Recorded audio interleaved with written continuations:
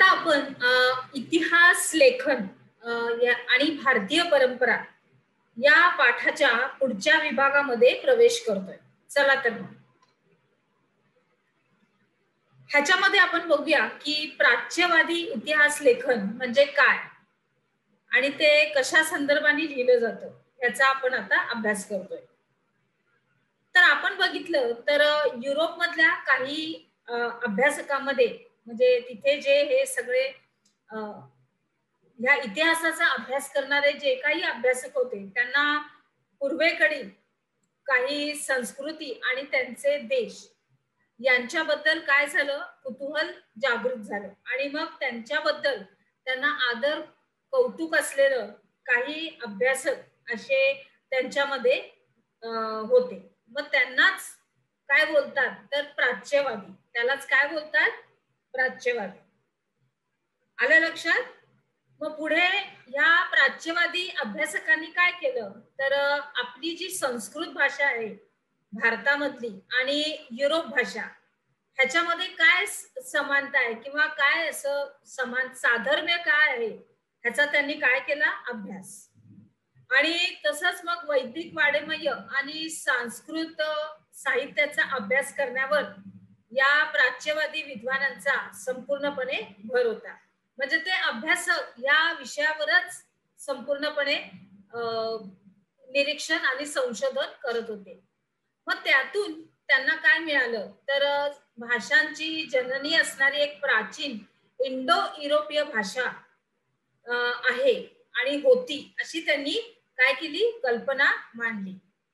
त्याच्यानंतर मग इसवी सन 1784 मध्ये सर विल्यम जोन्स यांनी कोलकाता येथे एशियाटिक सोसायटीची स्थापना केली आणि मग त्याच्याद्वारे त्यांनी प्राचीन भारतीय वाङ्मय आणि इतिहास याच्या अभ्यासाला अजून चालना दिली आणि त्याच्यामध्ये अजून प्रगती केली.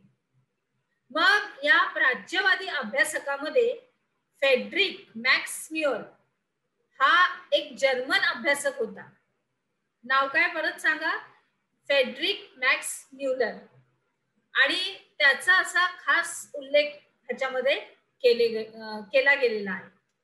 त्याच्या दृष्टीने काय वाटतंय त्याला की संस्कृत भाषा ही इंडो युरोपीय भाषा गटामधील अति प्राचीन अशी ही भाषा आहे आणि या अभ्यासकाला या संस्कृत साहित्यामध्ये खूप रस होता, त्याला आवड होती त्याच्यामध्ये.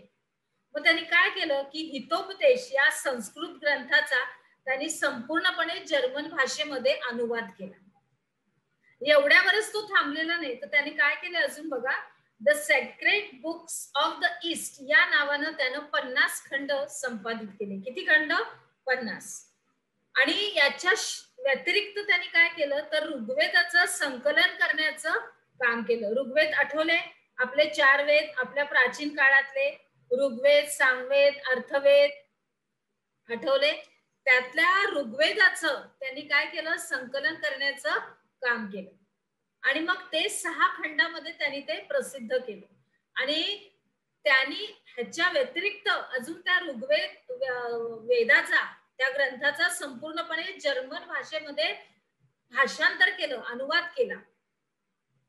आणि अलीकडच्या काळामध्ये या प्राच्य विद्यावतांच्या लेखनामागचं हे छुप असलेलं लपलेलं असं साम्राज्यवादी हितसंबंध आणि प्रकाशात आणण्याचं काम एडवर्ड सईद या विद्वानानं केलं. पुढे राष्ट्रवादी इतिहास लेखन हे 19व्या आणि 20व्या शतकामध्ये इंग्रजी शिक्षण पद्धतीमध्ये शिकून आलेल्या काही भारतीय इतिहासकारांच्या लेखनामध्ये भारताच्या प्राचीन वैभवाचा अभिमान आणि भारतीयांची आत्मजाणीव जागृत करण्याकडे पूर्णपणे कल दिसतो आणि त्यांच्या लेखनास राष्ट्रवादी इतिहास लेखन असं म्हटलं जातं. मग महाराष्ट्रातल्या या राष्ट्रवादी इतिहास लेखनास कोणी प्रेरणा मिळाली कुणापासून तर विष्णू शास्त्री चिपळूणकर यांच्यापासून प्रेरणा मिळाली आणि ब्रिटिश अधिकाऱ्यांनी लिहिलेल्या प्राचीन भारताच्या पूर्वग्रह दूषित इतिहासाला त्यांनी विरोध केलेला आहे. काय केलेला आहे? विरोध केलेला आहे. आता उदाहरण तुम्हाला दिलं की तुमच्या लक्षात येणार की पुढे अशा प्रकारे राष्ट्रवादी लेखन करणाऱ्या इतिहासकारांनी भारताच्या इतिहासातील सुवर्णकाळ शोधण्याचा प्रयत्न केलेला. आणि मग हे असं करत असताना प्रसंगी त्यांनी ऐतिहासिक वास्तवाची चिकित्सापूर्वक छाननी करण्याकडे दुर्लक्ष केलं, असा आक्षेप त्यांच्यावर घेतला जातो.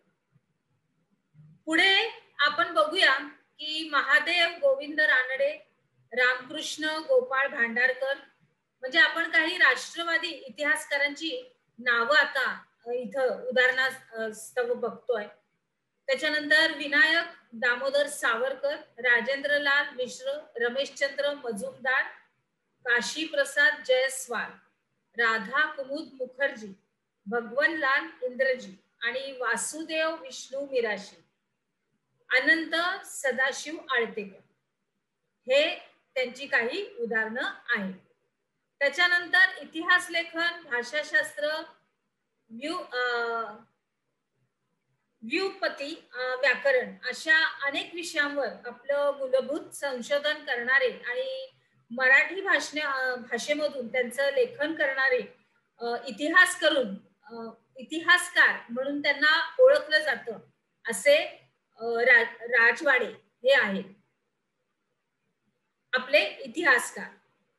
आपल्याला इतिहास हा लिहिला पाहिजे याचा पुरस्कार त्यांनी केला आणि मराठ्यांच्या इतिहासाची साधनं असं शीर्षक असलेलं 22 खंड त्यांनी संपादित केले. किती खंड? 22. आणि त्यातल्या त्यांच्या सगळ्या ज्या लिहिल्या गेलेल्या प्रस्तावना आहेत त्या अत्यंत अभ्यासपूर्ण अशा आहेत. आता पुढे, इतिहास म्हणजे भूतकालीन समाजाचे सर्वांगीण समग्र असं जीवन दर्शन. हे केवळ आपण राजकीय घडामोडीमध्ये आणि सत्तांतरासाठी केलेली काही कट कारस्थानं, त्याच्यानंतर युद्ध याच्याच हकीकती नाहीये, तर असं त्यांचं मत होतं. कुणाचं मत? राजवाड्यांचं. आणि मग अस्सल कागदपत्रांच्याच आधारे इतिहास लिहिला पाहिजे असा त्यांचा आग्रह होता. आता भारतीयांनी ब्रिटिशांविरुद्ध दिलेल्या स्वातंत्र्य लढ्याला संपूर्णपणे प्रेरणा द्यायची आहे. तर याच्यासाठी आपल्या राष्ट्रवादी इतिहास लेखनाचा खूप उपयोग झालेला आहे.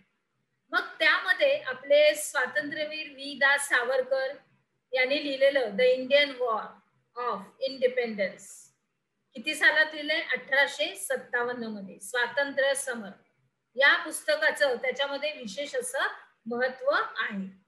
तसंच राष्ट्रवादी इतिहास लेखनाच्या प्रभावामुळे प्रादेशिक इतिहास लिहायला सुद्धा आपल्याला काय होतंय? चालना मिळालेली आहे. कोणता? तर राष्ट्रवादी इतिहास लेखनाच्या प्रभावामुळे. आता पुढे आपण काय शिकलो या विभागाचे तुमचे काही प्रश्न. प्राच्यवादी कोणाला म्हटलं जातं? प्राच्यवादी अभ्यासकांनी कोणता अभ्यास केला? प्राच्यवादी विद्वानांचा भर हा कशावर होता?